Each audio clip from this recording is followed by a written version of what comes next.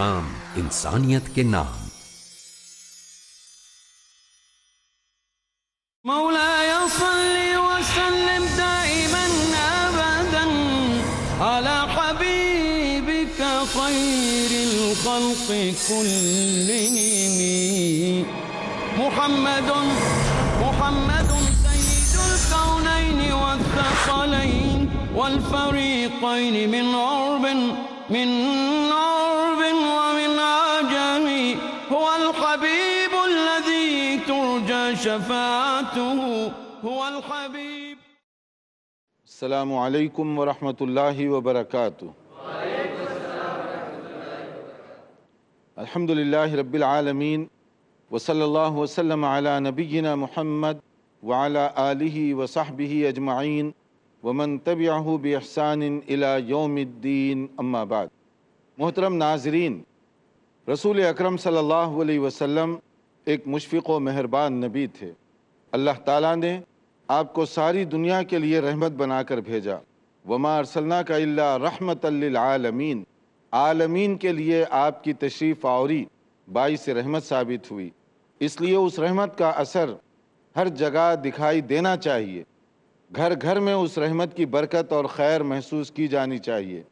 اور ہم سمجھتے ہیں کہ رسول اکرم صلی اللہ علیہ وسلم کی تشریف آوری کے باعث صرف انسان نہیں بلکہ حیوانات پر بھی رحمت کے اثرات دیکھنے میں آئے.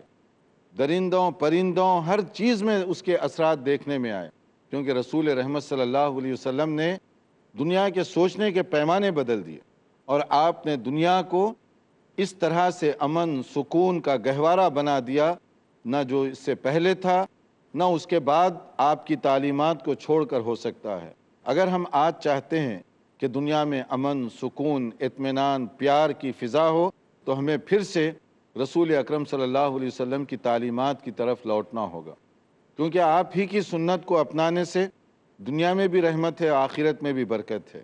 آپ ہی کی سنت کو عمل کر کے ہم دنیا میں بھی اپنی زندگی پاکیزہ بسر کر سکتے ہیں اور مرنے کے بعد نجات اور کامیابی کے مستحق بن سکتے ہیں.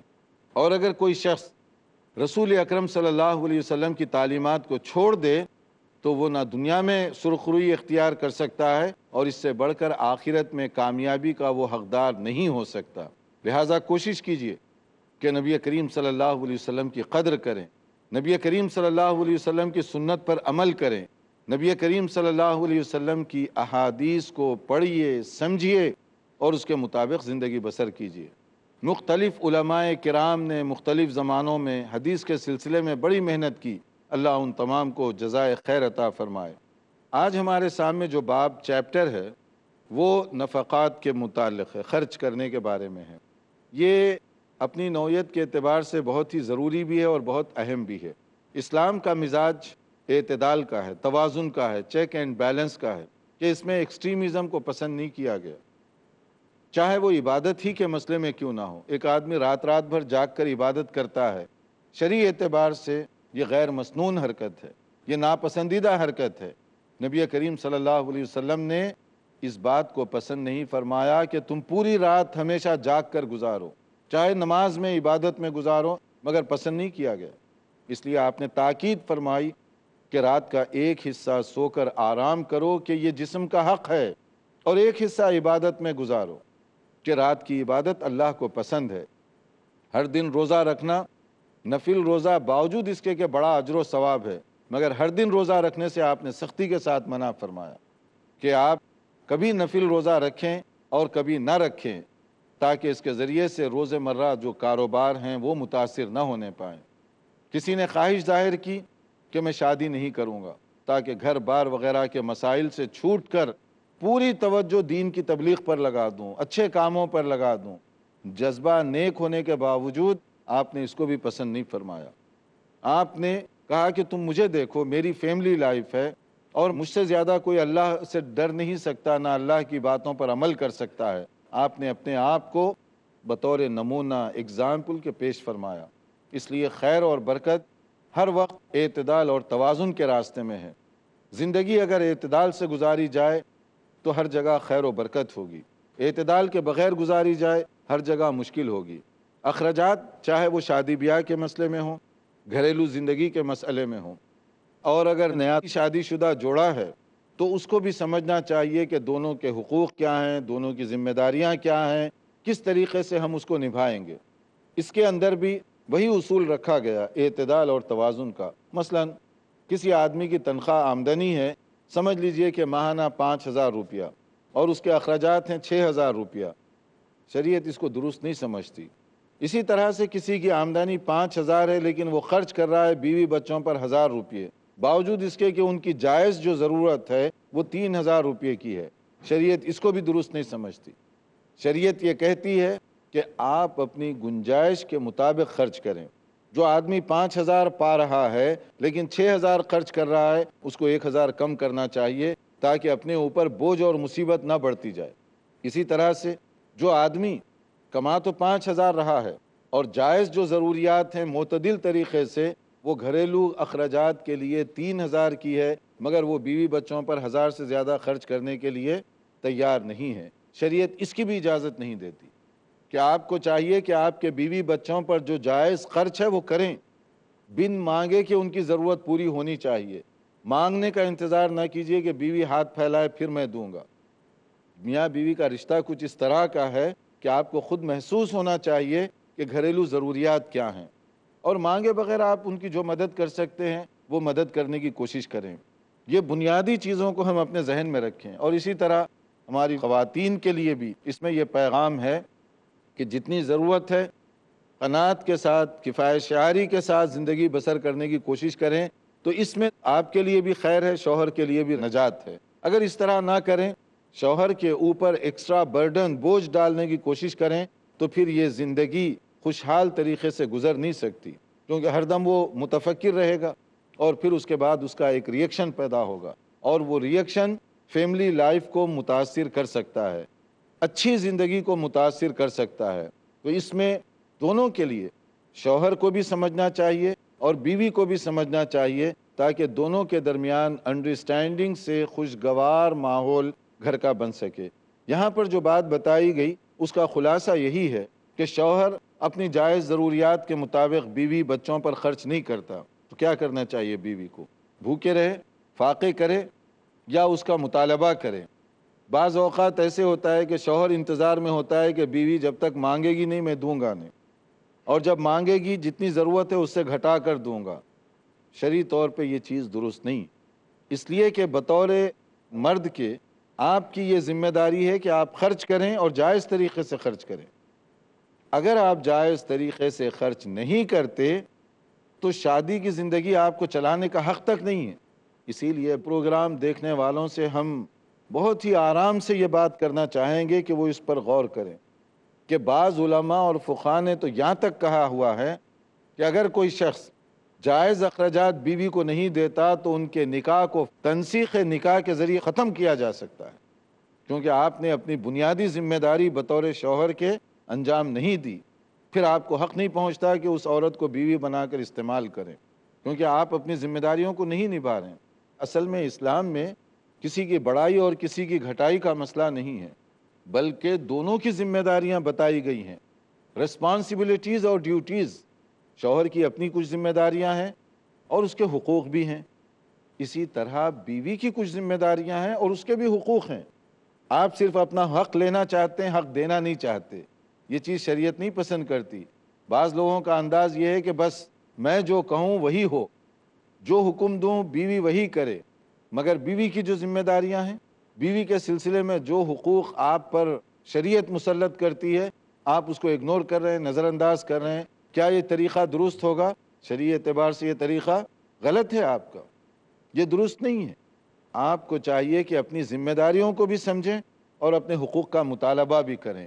بیوی کو بھی چاہیے کہ اپنی ذمہ داریوں کو بھی سمجھے، پھر اپنے حقوق کا مطالبہ کرے۔ اگر دونوں طرف سے اس طرح کا انداز ہوگا تو وہاں جھگڑے، فساد اور یہ چیزیں پیدا نہیں ہوں گی۔ اب دیکھیے، آپ کی اپنی بیوی ہے اور آپ، جیسے میں نے کہا، اگر خرچ نہیں کرتے چاہے تو وہ نکاح فسخ کروا سکتی ہے، اور یہ بات ہمارے بہت سے ناظرین کے لیے شاید دھماکہ خیز ثابت ہو، لیکن یہ دھماکے کی بات نہیں ہے، یہ شریعت کا مسئلہ ہے، یہ قانون ہے۔ امام مالک رحمۃ اللہ علیہ جو اپنے دور کے بہت مایہ ناز محدث گزرے ہیں، بہت بڑے فقی گزرے ہیں، امام تھے اپنے وقت کے، جن کو ٹائٹل دیا گیا تھا امام دار الہجرہ کا۔ امام مالک رحمۃ اللہ علیہ نے اس سلسلے میں بڑا سخت فتویٰ دیا کہ جو آدمی اپنی ذمہ داری نہ نبھائے مالی طور پر، اس کا نکاح فسخ کیا جا سکتا ہے، کیونکہ وہ اپنے بچوں پر ظلم کر رہا ہے، اپنی بیوی پر ظلم کر رہا ہے۔ تو اس لیے مرد کو چاہیے کہ جو اس کی جائز ضرورت ہے وہ پوری کرے، اور اگر کبھی ایسا اتفاق ہو جائے کہ مرد جائز ضرورت کے لیے جتنی رقم ہے وہ نہیں دیتا، تو بیوی کو کیا کرنا چاہیے؟ اگر وہ رہنا بھی چاہتی ہے اور شوہر دے نہیں رہا ہے یا ضرورت سے گھٹا کر دے رہا ہے، مان لیجئے کہ آپ کی ضرورت ہے روزانہ گھریلو اخراجات کے لیے 500 روپے کی، اور آپ دے رہے ہیں 300 روپیہ، تو 200 کی جو کمی ہو رہی ہے وہ کیسے تکمیل کرے؟ اور آپ کے پاس ہے، امکان ہے، گنجائش ہے، مگر آپ کنجوسی کی وجہ سے نہیں دے رہے ہیں، بخیلی کرتے ہوئے اپنے بچوں پر خرچ نہیں کرتے۔ آگے چلنے سے پہلے، اس کا جواب دینے سے پہلے یہ بھی بات اچھی طرح سمجھ لیں کہ شرعی اعتبار سے آپ کی دولت کا جو سب سے زیادہ اور پہلے نمبر پہ مستحق ہے وہ آپ کی اپنی اولاد ہے، جس کی کفالت آپ کی ذمہ داری ہے۔ اگر آپ ان پر خرچ کریں گے تو ثواب بھی ہوگا، اور سب سے پہلا ان کا حق بنتا ہے۔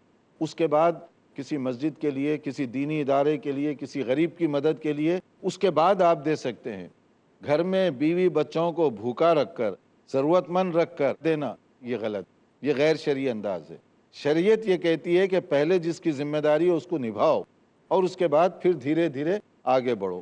اور جو باقی چیزیں ہیں کہ اگر کچھ نہیں دیتے تو ان کی بیویوں کو کیا حق پہنچتا ہے، کیا وہ کر سکتی ہیں، ہم بتائیں گے ایک مختصر بریک کے بعد انشاءاللہ۔ محمد سید الکونین والثقلین۔ کب، کہاں، کیسے نازل ہوا قرآن؟ شمسی حساب سے 22 سالوں میں قرآن نازل، سن 610 عیسوی سے لے کر 632 عیسوی تک یہ حجاز میں نازل۔ حجاز جزیرہ نمائے عرب کا ایک خاص حصہ ہے۔ کیسے نازل ہوا قرآن؟ لیلۃ القدر میں پورا قرآن لوح محفوظ سے، کتاب مکنون سے، ام الکتاب سے نقل کر کے اتار دیا گیا سمائے دنیا تک، پہلا آسمان جسے ہم کہتے ہیں، وہ آسمان جو قریب ترین ہے دنیا میں۔ ڈاکٹر اسرار احمد۔ محمد الرسول اللہ پر یہ نازل ہوا، تھوڑا تھوڑا، نجمن نجمن، درجہ بدرجہ، تدریجن۔ کیا کہتی ہے دنیا؟ یہ واحد کتاب ہے پوری دنیا جس کے بارے میں دشمن بھی تسلیم کرتے ہیں کہ بعین ہی وہ شے جو محمد نے اپنی امت کو دی تھی آج بھی امت کے پاس صحیح موجود ہے۔ کیا مطالبہ کرتا ہے مسلمانوں سے قرآن؟ بیان القرآن، آج رات 10:30 بجے انڈیا میں اور رات 8 بجے سعودی عربیہ میں، پیس ٹی وی اردو پر۔ جھوٹ کا اندھیرا کتنا ہی گہرا کیوں نہ ہو، سچائی کی ایک کرن سے مٹا دینے کے لیے کافی ہے۔ ہر پہلو، ہر نظریہ، ہر نقطہ سچ کا، ہر دم، ہر پل، ہر لمحہ سچ کو پیش کرنے کی جستجو۔ آئیے میرے ساتھ اور حق کو جانیے۔ عالم انسانیت کے لیے سچائی کی روشنی۔ ڈاکٹر ذاکر نائک پیش کریں گے اظہار حق، آج رات 10 بجے انڈیا میں اور رات 7:30 بجے سعودی عربیہ میں، پیس ٹی وی اردو پر۔ جہالت، ناانصافی، ظلم، ذات پات، رنگ و نسل، فرقہ پرستی، دہشت گردی آج ساری دنیا کو اپنے شکنجے میں جکڑے ہوئے ہیں، اور انسانیت کو تلاش ہے امن کی۔ اسلامک ریسرچ فاؤنڈیشن کے زیر اہتمام اپنی نوعیت کی پہلی اردو عالمی اسلامی کانفرنس، مختلف مکتبہ فکر کے معتبر علماء کرام، ایک پلیٹ فارم، ایک مقصد، امن کے پیغام کو دنیا کے کونے کونے میں پھیلانا۔ یہ ایک اتحاد کا کاروان امن، اگلا پروگرام پیس ٹی وی اردو پر۔ محمد سید الکونین والثقلین۔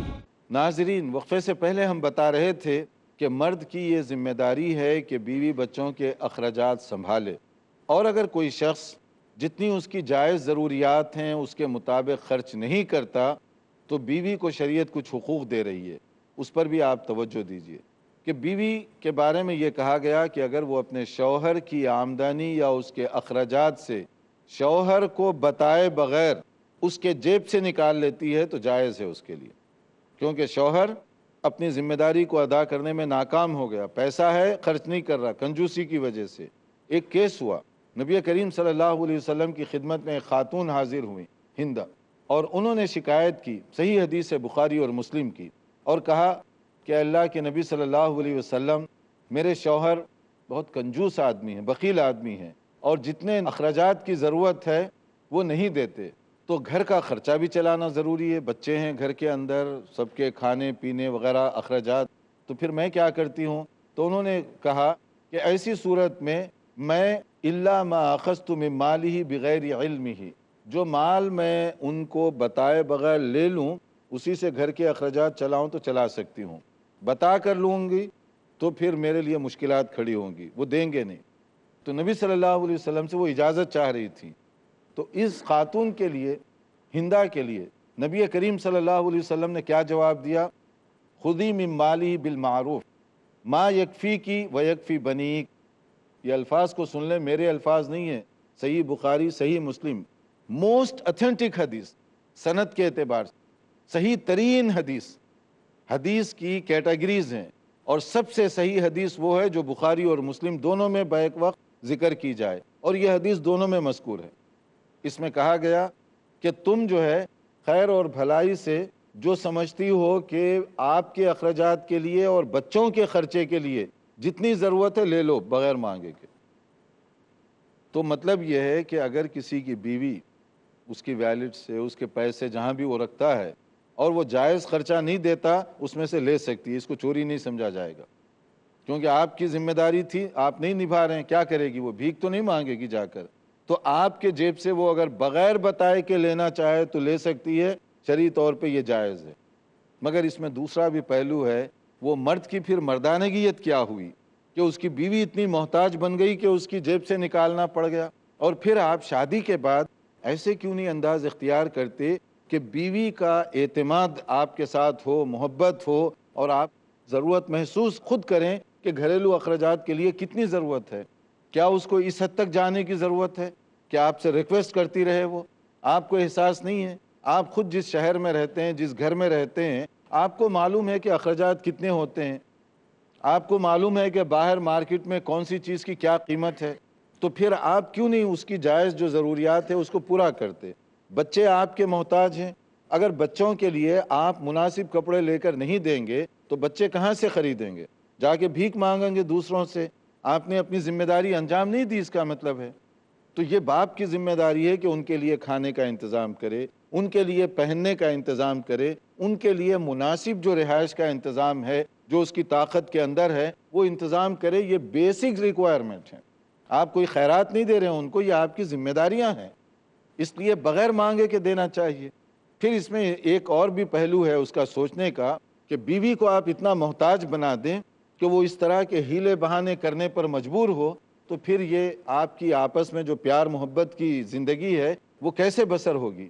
تو اس کے لیے دیکھیے، اسلام تو یہ کہتا ہے کہ میاں بیوی، یہ تو بڑی بات ہے، غلام بھی ہے، غلام، اس کے بھی کھانے کا پہننے کا مناسب طریقے سے انتظام کیجیے۔ تو بیوی ہو، شریک حیات جس کو کہا جاتا ہے۔ اس لیے ایک اور بات بتائی گئی، سب سے بہترین خرچہ جو اپنے بچوں کے لیے کرتے ہیں۔ دوسری بات نبی صلی اللہ علیہ وسلم نے فرمائی کہ ید المعطی العلیٰ وابدأ بمن تعول، جو آدمی اونچا ہاتھ رکھے اللہ تعالیٰ اسی میں خیر و برکت عطا فرمائے گا۔ اور تم دینا ہو تو کہاں سے شروع کرو؟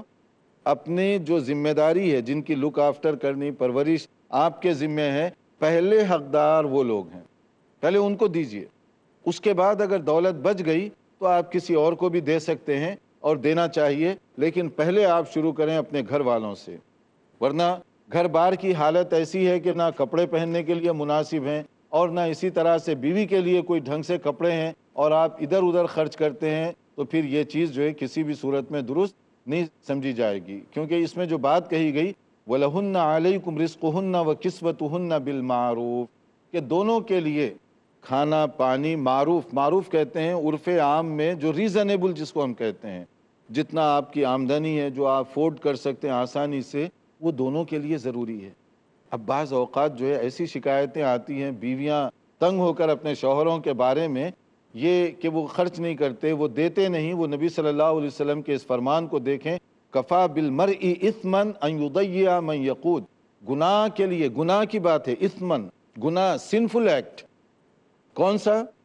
کہ اگر آپ کے ذمے جن پر خرچ کرنا نہ کریں تو وہ گناہ کی حرکت کر رہے ہیں۔ آپ پیسے چاہے بینک بیلنس بڑھاتے چلے جائیں، کیا فائدہ وہ بینک بیلنس کا جس کا فائدہ آپ کی اولاد کو نہ ہو، آپ کے بچے اس میں شریک نہ ہوں تو کیا فائدہ اس کا؟ یہ تو گناہ ہو رہا ہے آپ کو۔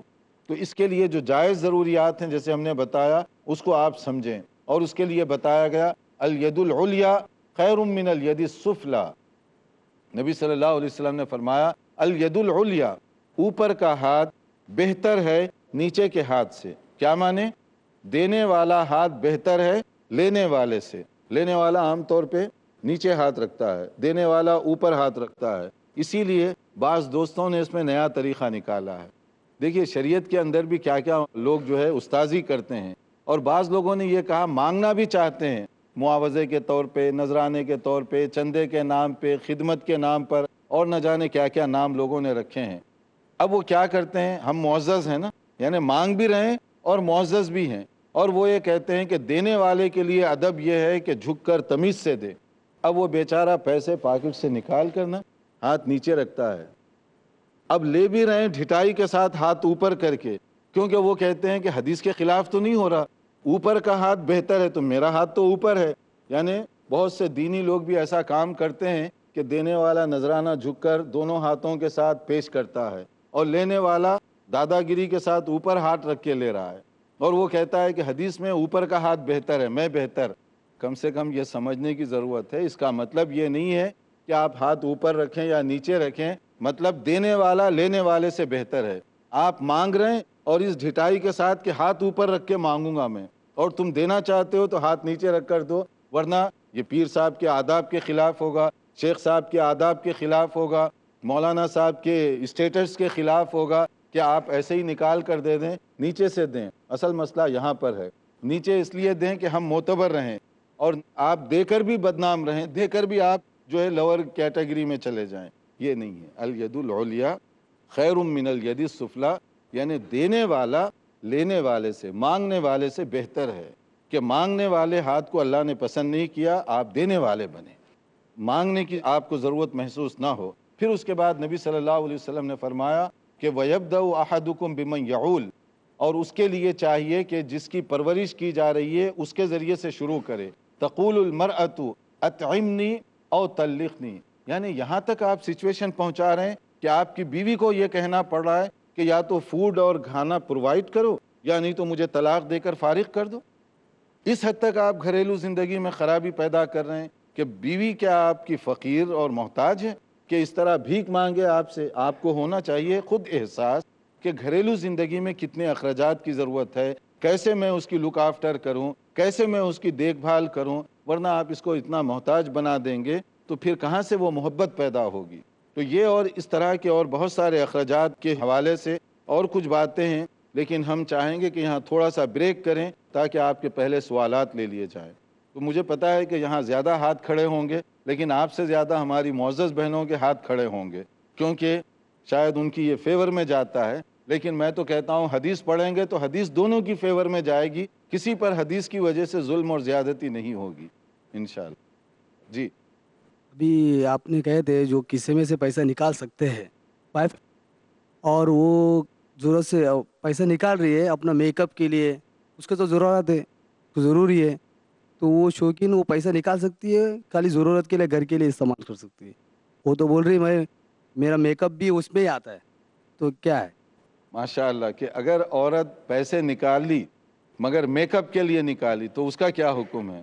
جائز ضرورت سے آگے بڑھ کر۔ لیکن اس میں سوال یہ ہے کہ آپ کی بیوی اگر آپ کے سامنے ایسی حالت میں بیٹھے جس کو ہم کہتے ہیں سر گھوڑ منہ پھاڑ، کوئی میک اپ نہیں، کوئی وہ نہیں، آپ کو اچھا لگے گا؟ نہیں، آپ کو پسند نہیں آئے گا۔ تو آپ چاہیں گے کہ بیوی میک اپ کے ساتھ رہے، تو آپ کی پسند کی خاطر وہ بناؤ سنگار کر رہی ہے تو آپ کی فیور کر رہی ہے۔ جو چیز آپ پسند کرتے ہیں کہ میں گھر میں جاؤں تو بیوی اچھی حالت میں رہے، تو اچھی حالت میں رہنے کے لیے ضروری ہے کہ اس کو اچھی چیزیں آپ فراہم کریں، تاکہ آپ گھر میں جائیں تو کمرہ مہک رہا ہو، بیوی کو دیکھ کر آپ کو خوشی ہو، تو یہ آپ کے لیے بھی اطمینان کی بات ہوگی۔ اس لیے اگر وہ بناؤ سنگار کرتی ہے تاکہ شوہر کو خوشی ہو تو یہ ثواب کی بات ہے، تو اس لیے یہ بھی جائز ہے۔ لیکن اگر بناؤ سنگار کا مطلب یا میک اپ کا مطلب باہر جاتے وقت یا غلط انداز سے کرنا ہے تو شرعی طور پہ اس کی اجازت نہیں ہے۔ شیخ اس کے مطلب جائز ہے؟ ہاں، کیونکہ ہم سب چاہتے ہیں کہ بیویاں اچھی حالت میں گھر میں رہیں، پہننے اوڑھنے بناؤ سنگار میں شوہر کے لیے، تو اس لیے اگر وہ جائز ضرورت کی حد تک لے رہی ہے تو ٹھیک ہے، یہ بھی ضرورت میں شامل ہے۔ جزاک اللہ۔ ابھی ہمارے چونکہ سوالات زیادہ ہیں لیکن یہاں وقت ہو رہا ہے تو ہم اپنا پروگرام یہیں پر ختم کرتے ہیں۔ انتظار کیجئے ہمارے اگلے پروگرام کا، انشاءاللہ نئی معلومات کے ساتھ حاضر ہوں گے۔ والسلام علیکم ورحمۃ اللہ وبرکاتہ۔ مولاي صل وسلم دائما ابدا على حبيبك خير الخلق كلهم محمد سيد الكونين والثقلين والفريقين من عرب ومن عجم، هو الحبيب الذي ترجى شفاعته، هو الحبيب الذي ترجى شفاعته بكل هول من الأهوال مقتحم. مولاي صل